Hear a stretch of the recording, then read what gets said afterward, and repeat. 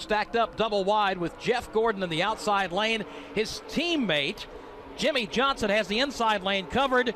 And Earnhardt there alongside Scott Riggs as they work back into turn number 1. Not the scenario the two Hendrick teammates necessarily wanted to see side by side, but right now it's working for Gordon. He gets the push from Junior. He pulls up on the outside of Kurt Busch. He'll try and make a run for the lead off 2. Getting a huge run on the outside off of turn number 2. Here comes Jeff Gordon. He'll pull out in front of Dale Earnhardt Jr. by about 2 car lengths. He is side by side with Tony Stewart. Jeff Burton's up in smoke and off the pace as they're still wheel to wheel for the lead. Now they're 3 wide. Dale Earnhardt Jr. is in the mix. Jeff Gordon, now we've got cars in trouble. Greg Biffle, Scott Wimmer, Jamie McMurray, Kevin Harvick, several cars. Now 1 car, Wimmer, end over end, side over side on a huge crash here in turn 4. Big pileup up in turn number 4, going to involve at least 5, maybe 6 or more cars. Yellow flag obviously is out on the racetrack. Let's go back up there. Don't know what triggered it. All of it took place from about 5th on back, Barney, but it was chaos once it got started. Several cars involved. The most seriously at the moment, Scott Wimmer.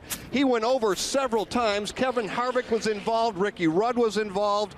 Only car down here at the moment, Scott Wimmer, and he has dropped the window net. So a multi-car crash up in turn number 4.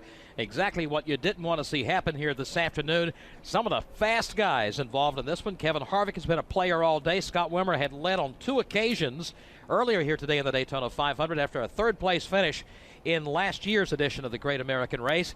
He winds up going airborne, flips around several times, finally lands down there. Other cars involved include Ricky Rudd and Jamie McMurray. Let's go back out to Jeff Striegel. Well, what it looked like, again, Joe, was that Scott Wimmer got shoved up the banking and he got turned into a couple of cars who were running on the outside of the racetrack. He got crossed up in front, collecting several cars, and as he skidded down off the 31 degrees of banking here, that car caught the grass and started to just kind of barrel roll. But the good news is, Joe, Scott has climbed from that machine under his own power. He's going to jump in the ambulance and head back to the medical center.